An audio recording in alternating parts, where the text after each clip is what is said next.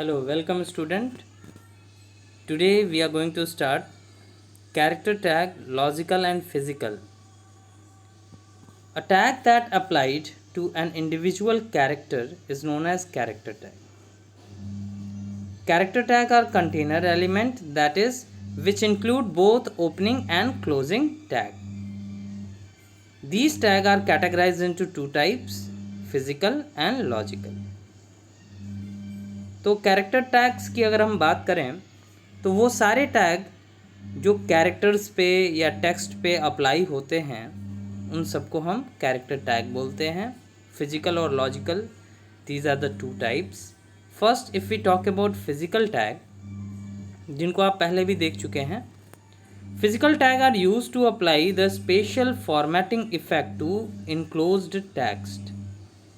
मतलब यहाँ पे जो हमारे पेयर ऑफ टैग होंगे, इनके बीच में जो भी कैरेक्टर्स हम पास करेंगे, टेक्स्ट पास करेंगे, उनकी फॉर्मेटिंग करने के लिए हम इन टैग को यूज़ करते हैं.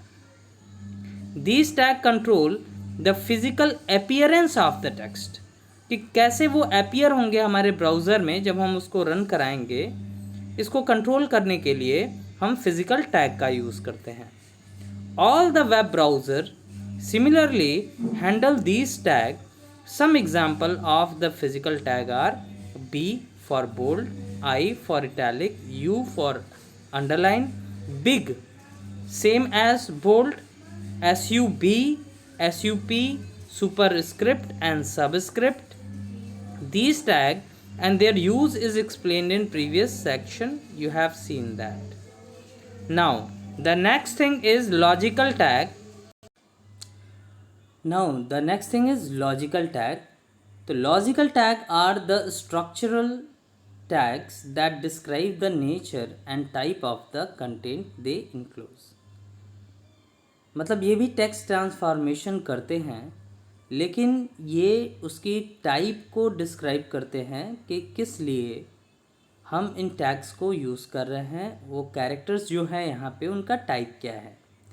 These tag describe how the tag text is being used according to its meaning, not necessarily how it is formatted. तो ये डिफ़ाइन करता है कि जो हमारे टैग्स हैं उसकी मीनिंग क्या है. फॉर्मेटिंग तो ये डिफ़ाइन करता ही है, लेकिन that is not the important part of it. The advantage of using logical tag rather than the physical tag is that your purpose is more precisely conveyed. That means the viewer of the content get to know that what is the purpose of using these tags. Each browser use a different technique to manage logical tag. For example, if we talk about strong is a logical tag. It is a container element, is used for strongly emphasizing something. It is usually displayed as bold text, just like B tag. This tag indicates that the enclosed text is more important than the other displayed on the web page. जैसे अगर हमारे web page पे बहुत सारे content हों और उनमें कुछ ऐसे पार्ट हैं या कुछ ऐसी लाइंस हैं, वर्ड्स हैं, जिनको हम ये चाहते हैं ऐसे हाईलाइट करना कि जो भी व्यूअर है उसको ये लगे कि ये जो पार्ट है हमारे वेब ब्राउज़र पे जो दिख रहा है, इसकी इम्पोर्टेंस बाकी जो कंटेंट है उनकी इम्पोर्टेंस से ज़्यादा है. तो for that we can use strong tag.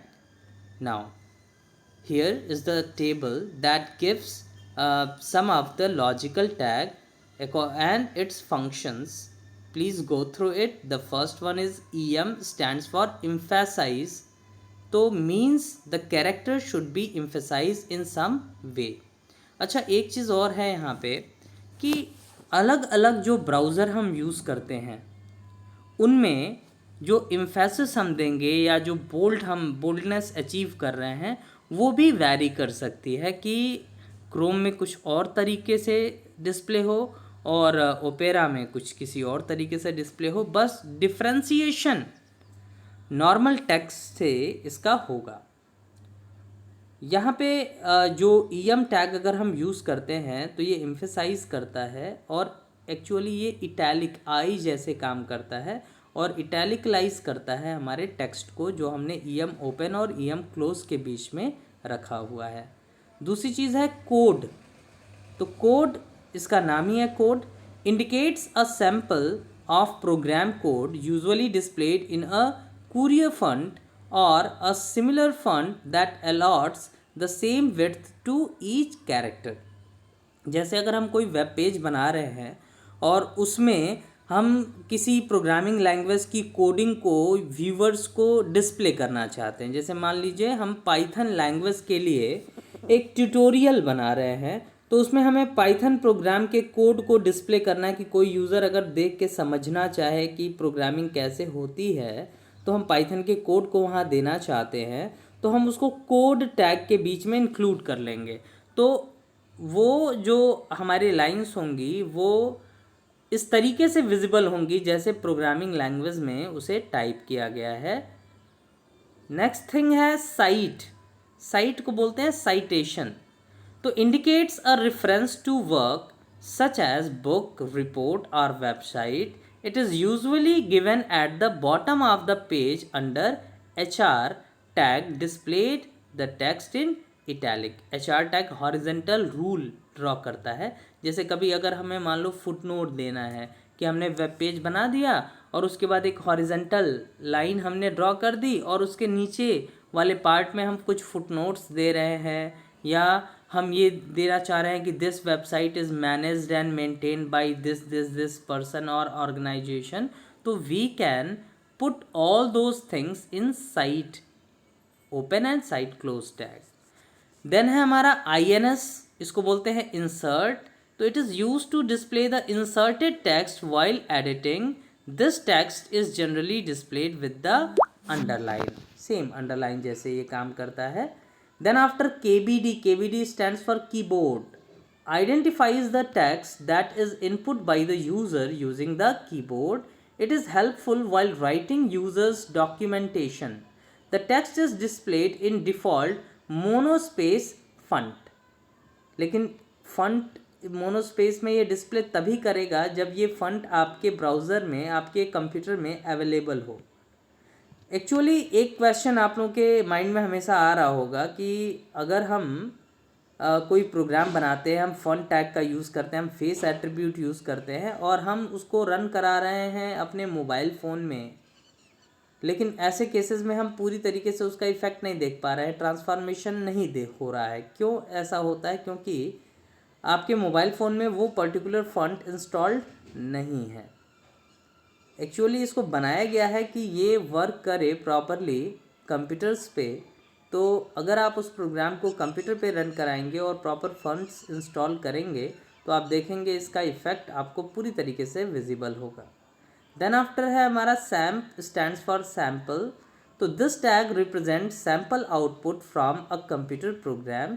The text is displayed in fixed width font. मतलब जो भी हमारे फंट होते हैं उनकी विड्थ सेम हो जाती है। एक्चुअली ये टाइम्स न्यू रोमन फंट में डिस्प्ले करता है। फिर है ABBR, इसको बोलते हैं एब्रीवेशन। तो defines an abbreviation of acronym in HTML document. This tag is used with the title attribute which display the meaning of abbreviation or acronym when you hover the mouse over the ABBR element। मतलब ABBR element के ऊपर जब आप अपने mouse को लेके जाएंगे तो उसका एक्रोनम या एब्रीवेशन ये डिस्प्ले करेगा। देन आफ्टर है हमारा DFN। DFN stands for definition.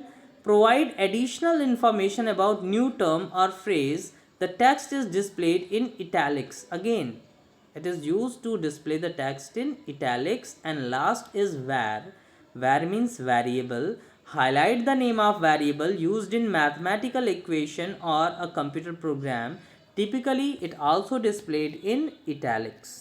तो देखिए यहाँ पे एक प्रोग्राम बना हुआ है, इसको अगर आप क्लोजली देखें और इसके आउटपुट को ऑब्जर्व करें तो आपको ये पता चल जाएगा। इसे भी आपको अपने लैपटॉप में, कंप्यूटर में या मोबाइल फ़ोन में इसे बनाना है एडिटर में, और सेव करके आप इसके इफ़ेक्ट को प्रयास कीजिएगा देखने का। तो here the program is given and in body tag the above part we do not need to talk about that in detail. I think it is clear to you. That means head element. In body element, we are having P and then close P, और in between we have written logical tag. तो अगर आप इसको यहाँ पे देखेंगे आप अपने ब्राउज़र के विंडो में, तो ये जो लॉजिकल टैग है वो नॉर्मल फॉन्ट में आया. देन आफ्टर है EM और EM क्लोज, उसके बीच में लिखा है this tag emphasise the text. तो ये जो देखिए यहाँ पे क्या हो रहा है, इटैलिक में आ रहा है ये. देन आफ्टर नेक्स्ट है हमारा कोड टैग. तो code here is a programming code, तो कोड प्रोग्रामिंग के फॉर्म में आ रहा है, ये फिक्स्ड साइज फॉन्ट्स में आ रहा है. देन आफ्टर साइट में हमने किया है डिजिट PC मैगज़ीन, तो ये साइटेशन के फॉर्म में आ रहा है. आप देखिए ये भी इटैलिक है, लेकिन इसका और ऊपर जो इटैलिकलाइज किया गया एम्फेसिस में, दोनों में थोड़ा सा डिफरेंस होगा कैरेक्टर्स में. Then after moving forward, INS the text is to be inserted. तो INS का यूज़ इफेक्ट आप देख सकते हैं यहाँ पे, ये अंडरलाइंड है. Then KBD, SAMP, abbreviation, etc. use of all the logical tag are explained here. Try to make this program and observe the output. Now moving forward, the next topic is attribute of body element. We have already discussed this topic, but again we are going to talk about it. So if we talk about the attributes of body element, there are three basic attributes. Along with we are also having few attributes that are not usually used, very common, but they are also the attribute of body element. The mandatory attribute, or we can say the widely used attribute of body element are text to change the text color, BG color to change the background color, background to set an image in background of the web page, and then after we are having few other attribute like left margin, right margin, top margin, bottom margin to set the margin from top, left, right and bottom. And then after we are having a link, v link, these tags that are used to define the links. So you have previously read the body tag defines the document body, and it is the largest part of the HTML document. In body tag you can include text, image, table, list, hyperlink, etc. Anything that you want to put in your program must be enclosed within body open and body close tag. So one by one we are going to talk about the attribute. The first attribute is background attribute. This attribute is used to set the background image of the web page by specifying the path and the name of image file. तो यहाँ पे हमें क्या करना होता है, background is equals to जो इसकी वैल्यू हम डालते हैं वहाँ पे हमें अपनी इमेज फाइल का पाथ देना होता है. The browser uses the tiling feature to represent the image across the browser window and file it with the same image. और जो यहाँ पे हम मोस्ट फ्रिक्वेंटली जो हम इमेज फॉर्मेट यूज़ करते हैं वो है JPEG, joint photographic expert group, GIF graphically interchangeable format and PNG portable network graphics. तो ये जनरल फॉर्म्स हैं, जनरल टाइप्स हैं हमारे इमेजेस के. तो इनमें से कोई भी आप इमेज यूज़ कर सकते हैं अपने पेज में. तो देखिए यहाँ पे सिंटैक्स है body background is equals to value. Example wise अगर हम यहाँ पे देखें तो देखिए HTML head title, then after body background is equals to flower5.jpg. तो देखिएगा यहाँ पे इस वेब पेज के बैकग्राउंड में ये फ्लावर्स आ गए हैं. अब देखिए एक चीज़ जो बहुत इम्पॉर्टेंट है और मैं ये चाहता हूँ मेरी इन वर्डिंग्स को आप ध्यान से समझिएगा. देखिए दो तरीके होते हैं पाथ पास करने के. एक होता है एब्सोल्यूट पाथ और दूसरा होता है रिलेटिव पाथ. एब्सोल्यूट पाथ क्या होता है, पूरा complete path is known as absolute path. And relative path क्या होता है, करेंट लोकेशन जहाँ पे हमारा प्रोग्राम है वहाँ से हमारी जिस फाइल को हम इम्बैड करना चाहते हैं उसके बीच का जो पाथ होता है उसको हम बोलते हैं रिलेटिव पाथ। अब इसको आप ध्यान से ऐसे समझ सकते हो कि अगर मान लीजिए कि हमारे पास कोई फाइल है, कोई इमेज फाइल है, उसका नाम मान लीजिए है xyz.jpg। तो आपको करना क्या है, आपको अपने कंप्यूटर में कोई भी एक फ़ोटोग्राफ लेना है और उसको आप पेस्ट कर लेंगे अपने कंप्यूटर में किसी ड्राइव में, जैसे डी ड्राइव के अंदर एक फ़ोल्डर है ए नाम का और उसमें xyz.jpg नाम की एक फ़ाइल है। अब जब आप उसका कंप्लीट पाथ की बात करेंगे तो वहाँ पे हम लिखेंगे body background is equals to, अगर वो डी ड्राइव में है तो लिखेंगे d:/, फिर ए जो हमारे फोल्डर का नाम है ए, फिर स्लैश, फिर xyz.jpg। अगर आपको इस पाथ को गेट करना है तो एक और आसान तरीका है, कोई भी इमेज आपके कंप्यूटर में है उस पर राइट क्लिक कीजिए और ओपन विथ में जाइए और ओपन विथ में सेलेक्ट कीजिए internet explorer.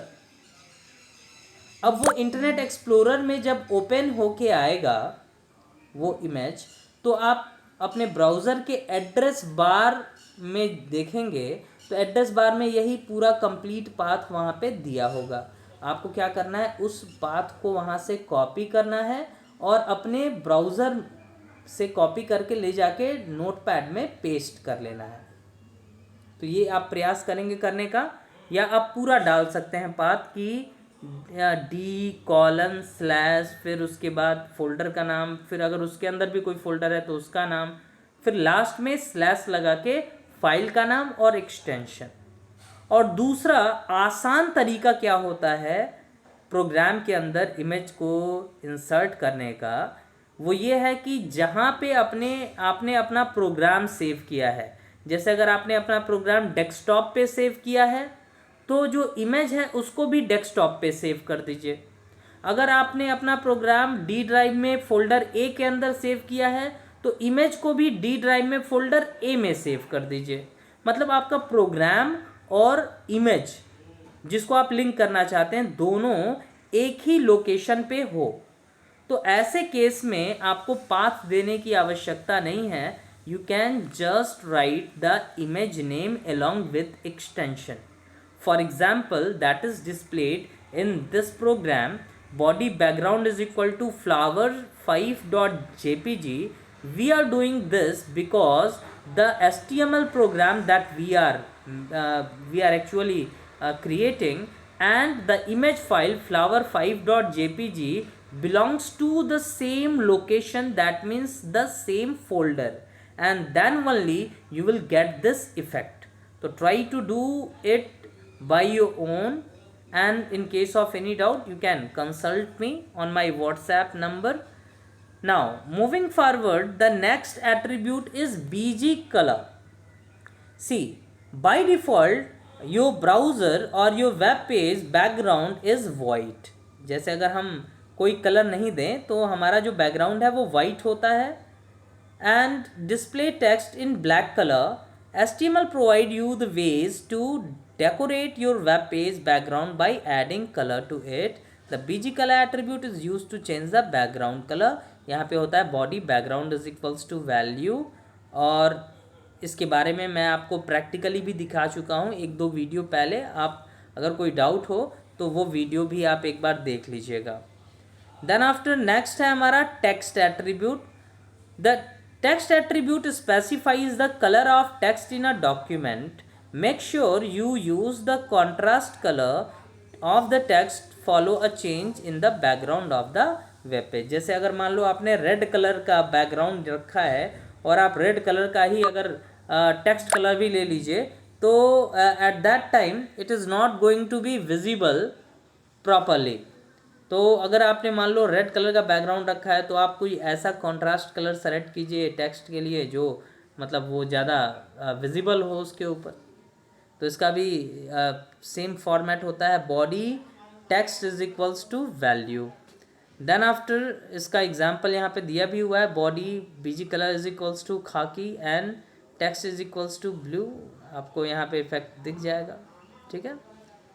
Now moving forward, the next attribute is link, A link and V link. ये 3 एट्रीब्यूट यहाँ पे होते हैं, एग्ज़ाम में अक्सर पूछ दिए जाते हैं, बिकॉज ये उतने कॉमन नहीं है तो लोग इसको स्किप भी कर देते हैं। तो as you know, the hyperlink are the highlighted text segment or image that connect to other pages on the web. तो जो हमारे लिंक होती हैं वो हाईलाइटेड लिंक्स, या मतलब हाइपरलिंक जिसको बोलो, वो हाईलाइटेड सेगमेंट होते हैं आपके वेब पेज के, जो दूसरे पार्ट से, दूसरे वेब पेज से, किसी चीज़ से आपके पेज को लिंक करते हैं। When you hover your mouse pointer over the link, it gets highlighted and the shape of the pointer changes. जब भी आप अपने माउस के पॉइंटर को किसी लिंक के ऊपर लेके जाएंगे, जनरली लिंक आपने देखा होगा वो अंडरलाइन होती है, उस पर क्लिक करते हैं तो कोई वेब पेज खुल जाती है। जैसे कभी गूगल पे कुछ सर्च आप करिए तो बहुत सारी सर्च लिंक आती हैं, उसमें आप किसी एक को पे क्लिक करते हो तो वो वाला वेब पेज खुल जाता है, that is a hyper link. तो अब अपने माउस को के पॉइंटर को जब आप उसके ऊपर होवर करते हो, लेके जाते हो, तो आपका माउस पॉइंटर चेंज हो जाता है। And by default the hyperlink are underlined and have a specific colour according to their active, unvisited and visited state. तो देखिए 3 स्टेट होते हैं, एक्टिव स्टेट, विजिटेड स्टेट और अनविजिटेड स्टेट। एक्टिव स्टेट मतलब वो एक्टिव है, करंटली वो usable use हो रहा है। विजिटेड मतलब उसको हम विज़िट कर चुके हैं, हम उसको यूज़ कर चुके हैं। और अनविजिटेड मतलब अभी वो विज़िट नहीं किया गया है। जैसे कभी आप गूगल पे ही कोई इन्फॉर्मेशन सर्च करने के लिए सर्च बॉक्स में डालिए, अब अगर मान लीजिए 10 ऑप्शंस आ रहे हैं, 10 लिंक्स वहाँ आ रही हैं, तो शुरू में वो सब ब्लू कलर के दिखते होंगे। फिर अगर आप किसी एक को ओपन कर लीजिए, राइट क्लिक कीजिए, न्यू टैब में ओपन कर लीजिए या क्लिक कर लीजिए, तो देखिएगा उसका जो कलर है, उस लिंक का कलर है वो अब पिंक हो जाएगा और बाकी अभी नॉर्मल कलर के होंगे। तो वो जो लिंक है वो विजिटेड हो गया, और बाकी जो अभी तक आपने एक्सेस नहीं किया है, दोज आर अनविजिटेड लिंक। तो ये डिफरेंस होता है विजिटेड और अनविजिटेड लिंक्स में। तो the hyperlink are created using anchor tag, इसको आप आगे बहुत डिटेल में भी देखेंगे कि the anchor tag is use to create hyperlink with href attribute. href stands for h for hyperlink, ref means reference, attribute specifying the path of the document to be linked. For example, जैसे हमने लिखा a href is equals to http://www.yahoo.co.in, फिर हमने लिखा home page of Yahoo और फिर a को close कर दिया। अगर इस लाइन को आप खुद अपने प्रोग्राम में रख के देखिएगा तो जब आप रन करेंगे तो यहाँ पे लिख के आएगा होम पेज ऑफ याहू, आप उस पर क्लिक करेंगे तो yahoo.com जो वेबसाइट है वो ओपन हो जाएगी। ऐसे आप अपने प्रोग्राम में किसी भी वेबसाइट का हाइपरलिंक दे सकते हैं। मतलब आपको केवल href इज इक्वल्स टू उसका URL देना है और उसके बाद a क्लोज करने से पहले कोई एक टेक्स्ट दे देना है। उस टेक्स्ट पे जब हम क्लिक करेंगे तो वह वेब पेज हमारा ओपन हो जाएगा। So by including the above code in your HTML document, you will get home page of Yahoo displaying on the web page. Observe this text in hyperlink. Now setting the links color. अगर link का colour हम set करना चाहते हैं तो हम link attribute use करते हैं बॉडी टैग का। तो this attribute specifies the colour of the unvisited link in the web page. The default colour set by the attribute is blue. The colors used for link should be in contrast with the background of the web page so that the links are highlighted. Example, we can write body link is equals to blue और link is equals to green. Blue तो by default होता है, हमने लिखा link is equals to green. अब क्या होगा कि अगर आपके पेज पे जितनी भी लिंक्स आपने क्रिएट की हैं href टैग का यूज़ करके, वो सारे के सारे लिंक्स हमारे ग्रीन कलर की दिखेंगी तब तक जब तक कि वो अनविजिटेड है। देन आफ्टर ए लिंक, नाम से ही क्लियर है, एक्टिव लिंक। तो when you close the website that have been opened using a link and now if you go to see the link, you will find that it will be in purple. It means that the website connected to the link has already been opened using the link. Whenever you open the website containing link, until the history is erased, the v link will appear in purple only. तो ये देखो, ये ए link यहाँ पे नहीं है, ये topic गलत दे दिया है, ए लिंक यहाँ नहीं होगा, यहाँ वी लिंक होगा, ठीक है। और ये मतलब वी लिंक क्या करता है, विजिटेड लिंक को डिफाइन करता है, और ए लिंक क्या करता है, एक्टिव लिंक को डिफाइन करता है। तो जैसे हमने लिखा body a link is equals to has FF00FF, तो अब देखिए यहाँ पे क्या हो रहा है, रेड फुल है, ब्लू नहीं है और ग्रीन फुल है, तो ये मिल के एक कॉम्बिनेशन ऑफ कलर बनाएंगे। नेक्स्ट है हमारा वी लिंक। तो देखिए वी लिंक विजिटेड लिंक के कलर को डिफाइन करने के लिए यूज़ किया जाता है, जस्ट लाइक जो आपने एक्टिव लिंक देखा है और लिंक देखा है। The V link attribute define the colour of the link after it has been visited when you close the website that have been open. Same वही चीज़ दे दिया है, पर्पल कलर में आता है। Body V link is equals to FFAA00 अगर हमने किया तो ये देखो रेड और ग्रीन को, ब्लू को मिला के कोई एक कलर यहाँ पे हम कलर कॉम्बिनेशन जनरेट कर रहे हैं। देन आफ्टर नेक्स्ट जो हमारे एट्रीब्यूट हैं बॉडी टैग के, वो हैं मार्जिन। तो उसके लिए हम मार्जिन सेट करते हैं। मार्जिन क्या होता है, जो हमारे ब्राउज़र में जो हम टेक्स्ट को प्रिंट कर रहे हैं या जो कंटेंट दे रहे हैं, वो लेफ़्ट से, राइट से, टॉप से, बॉटम से कितना स्पेस लेके डिस्प्ले हो रहा है, उसको हम बोलते हैं मार्जिन। तो margin refers to the blank space left from the edge of the page. HTML provide facilities to set the margin as per you desire. पहला होता है top margin is use to set the margin from the top. इसके लिए हम use करेंगे body top margin is equals to value, जैसे हमने किया body top margin is equals to 10, तो 10 पिक्सल्स टॉप से नीचे आके ही हमारे कैरेक्टर्स स्टार्ट होंगे। फिर उसके बाद है लेफ़्ट मार्जिन। तो लेफ़्ट से अगर हम मार्जिन देना चाहते हैं तो हम लेफ़्ट लिखेंगे body left margin is equals to value. ऐसे ही अगर हम राइट से मार्जिन देना चाहते हैं तो हम राइट मार्जिन लिखेंगे body right margin is equals to value, और अगर बॉटम से मार्जिन देना चाहते हैं तो bottom margin is equals to value.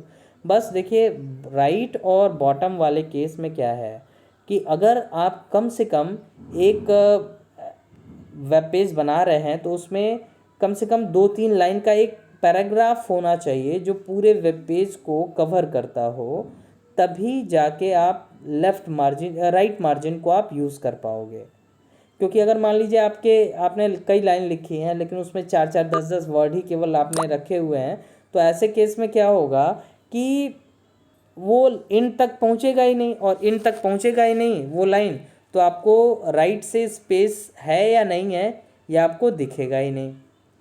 ऐसे ही अगर आपका पूरा वेब पेज जो आप बना रहे हैं वो पूरा एक कंप्लीट पेज अगर आप नहीं बनाते हैं, जैसे सेवरल लाइन 40-50 लाइन अगर आप नहीं लिखते हैं, तो आप बॉटम मार्जिन को भी नहीं समझ पाओगे। क्योंकि बॉटम मार्जिन तभी विजिबल होगा जब आप कम से कम आपके पेज का कंटेंट इतना हो कि वो बॉटम तक पहुंच सके, तो ऐसे केस में आप बॉटम मार्जिन को ऑब्जर्व कर पाएंगे। तो these are the attribute of body tag. एक बार और इसको रिकॉल कर लीजिए। BG colour, text, background, A link, V link, link, top margin, left margin, right margin and bottom margin. So these are the different attributes of body tag. It's my request you to all that please make these program which is given in your book in your computer and try to execute the same, and in case of any doubt please contact me. So that's all for this video. In next video we'll talk about other topics in detail. Thank you.